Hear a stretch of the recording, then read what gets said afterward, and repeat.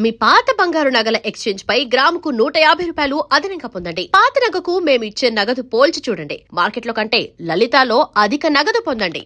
Hello everyone, welcome to I dream. This is anchor Lasya Reddy. ప్రస్తుతం నాతో ఉన్న గెస్ట్ ఫస్ట్ స్మాల్ స్క్రీన్ నుంచి తన జర్నీ స్టార్ట్ చేసి ఇప్పుడు బిగ్ స్క్రీన్లో పెద్ద పెద్ద మూవీస్లో క్యారెక్టర్ ఆర్టిస్ట్గా చేస్తున్నారు. అండ్ ఒకప్పట్లో జబర్దస్త్లో అందరూ లేడీ గెటప్స్ ఉన్న మధ్యలో ఫస్ట్ టైం ఒక ఫీమేల్ ఆర్టిస్ట్ ఎంటర్ అయ్యారు. అండ్ ఇప్పటికే అర్థమైపోయి ఉంటుంది తను ఎవరు. అండ్ అలాగే తను ఎవాల్వ్ అయిన విధానం తను ఆఫ్ స్క్రీన్లో కావచ్చు, ఆన్ స్క్రీన్లో కావచ్చు, తనని తను రిప్రజెంట్ చేసుకునే విధానం, ప్రజెంట్ చేసుకునే విధానం చాలామందికి నచ్చింది. అండ్ ఇంట్లో గర్ల్ నెక్స్ట్ డోర్ అన్నట్టు పిలుస్తూ ఉంటారు. షీఈ్ నన్ అదర్ దాన్ సత్యశ్రీ గారు. బోల్డ్ అని మూవీస్ చేస్తున్నారు. ఇవాళ కూడా చాలా మంచి మూవీతో మన ముందుకు వస్తున్నారు. అడిగి విశేషాలు ఏంటో తెలుసుకుందాం. అండ్ తన జర్నీకి సక్సెస్ ఏంటో అడిగి కూడా తెలుసుకుందాం. హలో సత్యశ్రీ గారు. హాయ్ అండి, ఎలా ఉన్నారు? I'm good. మీరు ఎలా ఉన్నారు? Super. First of all congratulations. I have seen your journey. It was tremendous. అంటే మిమ్మల్ని మీరు మలుచుకున్న విధానం నాకు చాలా బాగా ఇన్స్పైరింగ్గా అని నచ్చింది. First of all congratulations. And అసలు ఎక్కడి నుంచి జర్నీ స్టార్ట్ అయింది ఇది అంటే ఏం చెప్తారు? త్రూ జబర్దస్తేనా? కాదు యాక్చువల్లీ నా జర్నీ, నేను పుట్టి పెరిగింది తణుకు. సో వెస్ట్ గోదావరి జిల్లా, ఆంధ్ర. సో ఆంధ్ర అమ్మాయి ఉండి తెలంగాణలో సెటిల్ అయ్యా ఇప్పుడు. బికాజ్ మా మదర్ ఆర్టిస్ట్. సో అక్కడ నుంచి నా జర్నీ స్టార్ట్ అయింది. థియేటర్ ఆర్టిస్టా? Like theatre artist. So serials కూడా చేశారు మమ్మీ. అంటే అమ్మకి మ్యారేజ్ అవ్వక ముందు పెద్దరాయుడు మూవీ చేశారు అనమాట. ఏ క్యారెక్టర్ చేశారు దాంట్లో? బ్రహ్మానందం గారు పెళ్లి చేసుకొస్తారు కదా లాస్ట్ లో. ఓకే. సో బాబు మోహన్ గారు నడుము గిలుతారుగా, ఆవిడే మా అమ్మగారు అనమాట. సో అలా అమ్మ చేస్తున్నారు. ఆఫ్టర్ మ్యారేజ్ ఇంకా ఆమె వద్దనుకున్నారు. బట్ ఇంకా సరే, ఇంకా ఇండస్ట్రీ ఉంటుందిగా, లాగుతూ ఉంటుంది. బ్లడ్ అనమాట. సో అట్లా మా మదర్ జర్నీ స్టార్ట్ అయింది. నేను చదువుకుంటున్న టైంలో 8th 9th క్లాస్లో ఉన్నప్పుడు జస్ట్ చైల్డ్ ఆర్టిస్ట్గా స్టార్ట్ చేసా. సరదాగా స్టార్ట్ చేశాను. అదే కెరియర్ కావాలని అనుకోలేదు. బట్ నా యాక్టింగ్ చూసి ప్రతి ఒక్కరు అమ్మాయి మంచి ఆర్టిస్ట్ అవుతుంది చేయండి అని చెప్పారంట మా మదర్కి. సో అట్లా ఒక సీరియల్లో, మన కొత్త బంగారం, జెమిని ప్రభాకర్ గారిది, ఈటీవీ ప్రభాకర్ గారిది. సో ఫస్ట్ కెరియర్ స్టార్ట్ అయ్యింది అక్కడే అనే చెప్పాలి. సో అంటే ఫుల్ ఫ్లెడ్జ్డ్గా నేను మేకప్ వేసుకుని ఒక క్యారెక్టర్ చేసింది ఆ సీరియల్లో. తర్వాత బిగ్ స్క్రీన్కి లెజెండ్ అనే మూవీ ద్వారా వచ్చాను అనమాట. బోయపాటి గారి సినిమా నా ఫస్ట్ మూవీ. మామూలు కిక్ స్టార్ట్ కాదు అది, అసలు చాలా పాజిటివ్ అండ్ ఎనర్జెటిక్ అనమాట అది. ఎందుకంటే బాలయ్య బాబు గారితో అసలు వర్క్ చేయడం కూడా నిజంగా ఒక బ్లెస్డ్. ఎలా ఉంటుంది అసలు బాలయ్య బాబు గారు అంటేనే అందరు చుట్టుపక్కల వాళ్ళందరూ ఒక కైండ్ ఆఫ్ భయం ఉంటది, భక్తి ఉంటది, అలాగే కొంచెం చాలా అభిమానం ఉంటది. ఎలా ఉండేది సెట్స్ లో మీరు చేసినప్పుడు? ఫస్ట్ మూవీ అది. నాకు ఫస్ట్ భయం వేసింది, సార్తో ఎట్లా మాట్లాడాలి ఏంటని చెప్పి. చూడగానే నమస్తే సార్ అని బ్లెస్ తీసుకున్నాను. అయితే ఏ ఊరు అని అన్నారు, ఏం పేరు అన్నారు. ఇట్లా సత్యశ్రీ సార్, తణుకు అంటే, తణుకా తెలుసు గోదావరి పిల్ల నువ్వు అని అన్నారు. అవును సార్ అన్న. అప్పుడు మా అమ్మమ్మ గారు ఉండేవారు నాతో పాటు. సో నా కెరియర్ స్టార్టింగ్లో కూడా ప్రతి చోట నేను ఏ ఆఫీస్కి వెళ్ళినా అప్పుడు ఫోటోలు పట్టుకుని తిరిగే వాళ్ళం కదా. సో అట్లా ప్రతి ఆఫీస్కి, ఆడిషన్స్కి అమ్మమ్మ గారు ఉండేవారు. సో లెజెండ్ మూవీ వచ్చేసరికి ఇంకా నా మెమరబుల్, ఎక్కువ ఫస్ట్ మూవీ నేను చాలా ఎక్కువ డేస్ చేశాను. త్రూ అవుట్ ఉన్న మూవీ మొత్తం. అంటే 90s kids without technology, with technology లాగా మీరు అప్పట్లో విత్ ఫోటోస్ ఆడిషన్స్ చేసేవాళ్ళు. అండ్ ఇప్పుడు త్రూ ఇన్స్టా ఎవ్రీథింగ్. ఎలా ఉంది వేరియేషన్? అది బాగుందా ఫోటోస్ పట్టుకొని, పోర్ట్ఫోలియో పట్టుకొని ఆఫీసులకి వెళ్ళడం, లేకపోతే ఇప్పుడు లైక్ జస్ట్ మనం ఆడిషన్ త్రూ వాట్సాప్ కూడా పంపించేస్తాం, అది బాగుందా? అంటే అప్పుడు కష్టం తెలిసేది, ఇప్పుడు ఈజీ అయిపోవడం వల్ల కష్టం విలువ తెలియట్లేదేమో ఇప్పుడున్న వాళ్ళకి అని అనిపిస్తుంది. ఆ పేషెన్స్ కానీ అంటే ఈజీ యాక్సెస్ అయిపోయిందేమో అనిపిస్తుంది. అప్పుడు తిరిగినప్పుడు అంత కష్టపడి ఒక్క క్యారెక్టర్ వస్తే ఆ కిక్ వేరు అసలు. డెఫినెట్లీ. బికాజ్ ఎస్, నేను ఇంత తిరిగాను, నేను దీనికి ఇంత కష్టపడ్డాను, ఇంత ఆడిషన్ చేశాను, ఒక స్టోరీ ఉంది కదా. ఇప్పుడు వచ్చింది క్యారెక్టర్ వచ్చేసింది అన్నట్టుగా. అంటే ఇప్పుడు చాలా కష్టపడుతున్నారు, బట్ అప్పుడు ఇంకా కష్టం. పేరు తెలియడమే కష్టం, చాలా కష్టం. సో ఎన్ని ఇయర్స్ జర్నీ అంటారు ఓవరాల్ గా మీరు చూసుకున్నట్లయితే? చిన్నప్పటి నుంచి అయితే ఈవెన్ 11-12 years. 11-12 years అయిందనమాట. సో అమ్మగారు ఇప్పుడు మిమ్మల్ని చూసి ఎలా ఫీల్ అవుతున్నారు? ఐ కెన్ సీ ద పోస్ట్లన్నీ చాలా హ్యాపీగా ఉంటారు. అండ్ మీరు పేరెంట్స్ అంటే ప్రాణం ఇస్తారు. అవును, ఒక అవును. ఒక చిన్న వీడియో బయటలో చూసాను అనమాట. I understood how you love your parents. ఎలా అనిపిస్తుంది అమ్మ వాళ్ళకి కానీ? మా పేరెంట్స్ సూపర్ హ్యాపీ అసలు. అంటే మా అమ్మ కోరిక నేను ఆర్టిస్ట్ అవ్వాలి అని. సో నేను చదువుకుని లేదంటే ఒక జాబ్ చేసుకుని బుద్ధిగా అమ్మ వాళ్ళు చెప్పిన పెళ్లి చేసుకుని అట్లా కెరియర్ అట్లానే అనుకున్నా. ఆర్మీలోకి వెళ్దాము అని అనుకున్నా, మా డాడీ ఒప్పుకోలేదు. సో ఇంకా ఇండస్ట్రీకి నా ఇష్టంతోనే, మమ్మీ ఫోర్స్ అయితే ఎప్పుడు చేయలేదన్నమాట నన్ను. సో సరే రామ్మ నీకు ఇష్టం ఉంటే రా అని చెప్పి జాగ్రత్తలు చెప్పే తీసుకొచ్చారు.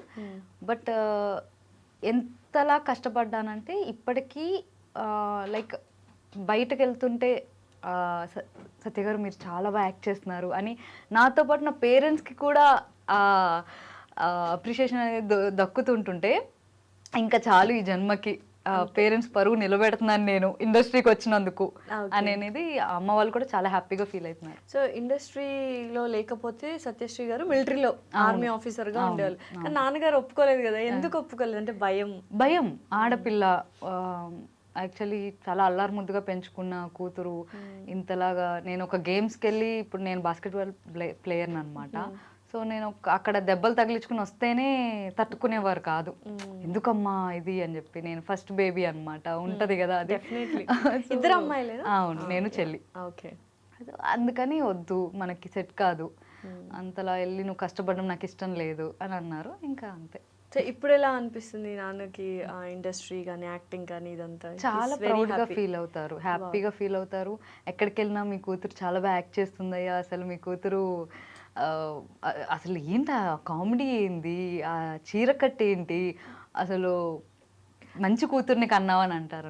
సో ఎంత ప్రౌడ్ మూమెంట్ ఉంటుంది. చెల్లి కూడా వచ్చే ఛాన్సెస్ ఉన్నాయి లేకపోతే లేదు జాబ్ ఇప్పుడు స్కై రూట్ లో చేస్తుంది తను. ఫస్ట్ తను బీటెక్ కంప్లీట్ చేసి క్యాంపస్ ఇంటర్వ్యూలోనే ఎల్ఎన్టీలో చేసింది పూణేలో. సో అక్కడ నుంచి ఇప్పుడు స్కై రూట్కి వచ్చింది అనమాట, హైదరాబాద్.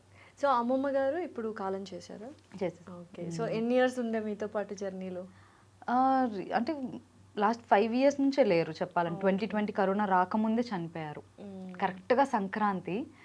నేను అది చాలా బ్యాడ్ మెమరీ అనే చెప్పాలి. బికాజ్ సంక్రాంతికి నేను ఊరెళ్ళా, అమ్మమ్మతో చాలా హ్యాపీగా స్పెండ్ చేసా. సంక్రాంతి అయిపోయింది, నేను షూట్ కోసం అని వచ్చా. నాకు లాస్ట్ కాల్ నాకే చేశారంట అమ్మమ్మ. నేను అది లిఫ్ట్ చేయలేను, నేను షూట్. చాలా మంది అమ్మమ్మకి చాలా దగ్గరగా ఉంటారు, మిమ్మల్ని షూట్స్ కు కూడా తీసుకెళ్ళేవారు. నాకు గైడెన్స్ చేశారు, నువ్వు ఇలా ఉండు, నువ్వు ఇది, నువ్వు అసలు అంటే నన్ను చిన్నప్పటి నుంచి కూడా ఒక టాంబాయ్ లెక్కనే పెంచారు. ఎందుకు అని అంటే, అమ్మా నిన్ను నువ్వు ప్రొటెక్ట్ చేసుకోవాలి, నువ్వు చేసుకోకపోతే ఈ సమాజంలో నువ్వు బతకలేవు. మా అమ్మమ్మ గారు కూడా అలాగే ఉండేవారు అనమాట, చాలా హుందాగా అట్లా ఉండేవారు. ఈవెన్ మా నాన్నమ్మ గారు కూడా అంతే, ఎవ్వరు వస్తే ఏంటి అని చెప్పి ఇద్దరు నన్ను అట్లనే పెంచారనమాట. అలా నాతో జర్నీ చేసి ఉన్న వాళ్ళు సడన్గా లాస్ట్ కాల్ కూడా, నేను అందుకనే ప్రతి ఒక్కరికి ఒకటే చెప్తా, ఎంత బిజీ ఉండని ఎంతలా అయినా కూడా ఆ కాల్ వస్తుంది, ఒక్కసారి వచ్చింది లిఫ్ట్ చేయలే, బట్ ఇంకోసారి చేస్తున్నారంటే మేబీ ఇంపార్టెంట్ అయ్యి ఉంటుంది. జస్ట్ ఏంటని కాల్ లిఫ్ట్ చేసి మాట్లాడండి. ఓకే తిన్నారని అడుగుతారా, ఈవెన్ పేరెంట్స్ అయినా ఎవరైనా కూడా తిన్నారనే అడుగుతారు. సో అదొక్కటి మాట్లాడి పెట్టేయండి, మేబీ అదే లాస్ట్ కాల్ అవుతుందేమో, మనకి తెలియదు. నాకు అలాగే అయింది నా లైఫ్. మాట్లాడారా మరి అమ్మమ్మతో? ఆ రోజు కుదరలేదు, షూట్లో ఉన్నా. ఈవినింగ్ అయ్యి రిగ్రెట్ ఉండిపోతుంది, చాలా రిగ్రెట్, చాలా అంటే ఈవినింగ్కి నాకు అమ్మమ్మ చనిపోయారు అని తెలిసేసరికి నాకు ఇంకా ఆగలేదు. నిజంగానే అదొక చాలా వెరీ, ఇంకా అది చంపేస్తూ ఉంటది మనల్ని. అయ్యే ఒక్క కాల్ మాట్లాడుంటే అనుంటే బాగుండేది. బట్ ఇట్స్ ఓకే, తను పైనుంచి she will be blessing you. And ఇప్పుడు ఇంత సక్సెస్ చూసుంటే బాగుండేది అనిపిస్తుంది నాకు. అంటే నా స్ట్రగుల్లో ఉన్నారు, నా ఇప్పుడు ఈ సక్సెస్ లో లేరు అనేది. అమ్మో, అమ్మమ్మని తలుచుకున్నా, నాన్నమ్మని తలుచుకున్నా, ఈవెన్ ఐ ఫెల్ట్ డెఫినెట్లీ అంతే. సో ఈవెన్ అందుకని నాన్నమ్మ గారు కూడా లేరు, కాలం చేసేసారు. సో ఆవిడని అట్లీస్ట్ నేను వీడియో కాల్లో అయినా మాట్లాడారు. ఓకే, నాన్నమ్మని. బట్ వాళ్ళ బ్లెస్సింగ్స్ వల్లే you still going very good in the journey అసలు. అంటే ఇప్పుడు మీరు అన్నారు అమ్మాయిలు అంటే చాలా తెగోగా ఉండాలి అని, బట్ ఇండస్ట్రీలో మనం కొంచెం సెటిల్డ్గా హంబుల్గానే ఉండాలి కదా, లైక్ కైండ్ ఆఫ్. అంటే సిచ్యువేషన్ బట్టి అంటున్నా, ప్రతి వాళ్ళ దగ్గర మనం ఇట్లా ఉంటామని అంటే అవ్వదు. పద్ధతిగా ఉండాలి, చాలా కైండ్ హార్టెడ్గా ఉండాలి, హంబుల్గా ఉండాలి, సిచ్యువేషన్ బట్టి మనం రియాక్ట్ అవ్వాలి అని అనేదే చెప్పారు మా అమ్మమ్మ. అంతే. సో ఎలా ఉంది మీకు ఇప్పుడు ఇండస్ట్రీ అంటే అన్ని స్మాల్ స్క్రీన్ నుంచి ఇప్పుడు బిగ్ స్క్రీన్కి వెళ్ళారు, మంచి మంచి ప్రాజెక్ట్స్ చేస్తున్నారు, మంచి క్యారెక్టర్స్ చేస్తున్నారు. అండ్ ఎలా అనిపిస్తుంది ఇండస్ట్రీ స్మాల్ స్క్రీన్కి బిగ్ స్క్రీన్కి ఏమైనా డిఫరెన్స్ ఉందా? It's all the same? లేదు, డిఫరెన్స్ అయితే ఉంటుంది పక్కా. బికాజ్ అక్కడ మనం మనుషులు ట్రీట్ చేసే విధానం, అక్కడ మన ఫ్రెండ్స్ ఉంటారు, మనం ఆడుతూ పాడుతూ చేస్తాం స్మాల్ స్క్రీన్లో. బట్ ఇక్కడ వచ్చేసరికి మనకంటే సీనియర్స్, లెజెండరీస్ ఉంటారు, అంటే కొంత సీనియారిటీ అది ఉంటుంది, చూపిస్తారు కదా మన మీద. సో ఒక్కసారి వెళ్ళి మాట్లాడే వరకు ఆ భయం ఉంటుంది బిగ్ స్క్రీన్లో. బట్ షూట్ చేసేటప్పుడు కానీ ఆ షూట్ అయ్యాక బిగ్ స్క్రీన్లో మనం చూసుకుంటే ఎస్ ఇది కదా మనకు కావాల్సింది అని అనేది అనిపిస్తుంది అన్నమాట. అది ఫస్ట్ ఏ మూవీ లెజెండ్ లో చూసినప్పుడు ఆ ఫీల్ ఎలా ఉంది? పెద్ద స్క్రీన్ లో బాలయ్య గారు, బోయపాటి గారి డైరెక్షన్ అని తెలిసిన ఆర్టిస్ట్, ప్యాడింగ్ ఆర్టిస్ట్ గోల్డ్ అంత మంది, వాట్ ఈస్ దట్ ఫీలింగ్? ఆ డే గుర్తుందా? ఉంది. ఒకసారి ఎలాబరేట్ చేస్తారా? రీక్రియేట్ చేద్దామా?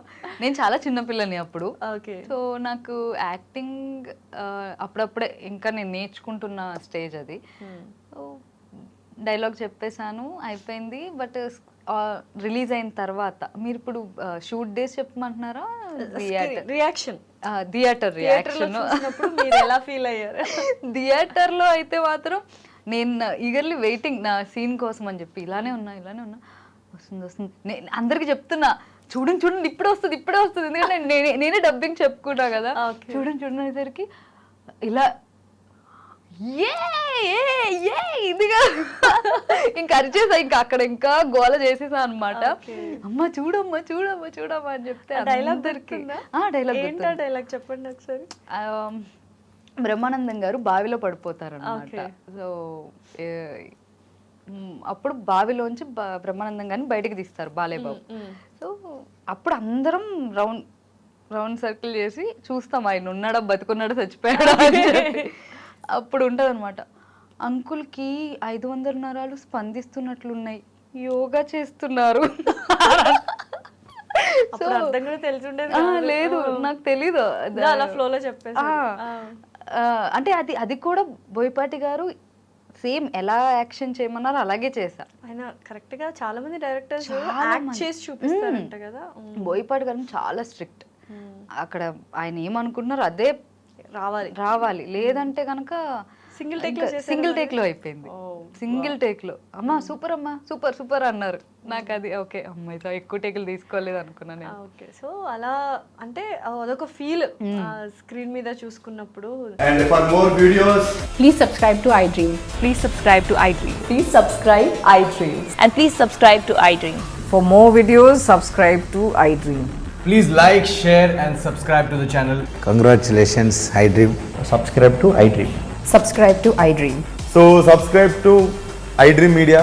iDream ki iDream team andarki huge congratulations. Please subscribe iDream Media. Please subscribe to iDream. Subscribe iDream. Please subscribe to iDream. iDream అంటే నా కళల ఛానల్ సబ్స్క్రైబ్ చేసుకున్నారు, నోరు తిరుగుతలేదు, మీరైతే గంట గుర్తు కొట్టండి. For more such videos, please subscribe to iDream. Subscribe to iDream. Please subscribe to iDream. Please subscribe iDream Media. Please do subscribe to iDream. Please subscribe to iDream Media. For best entertainment and information, please subscribe iDream. And don't forget to subscribe to iDream.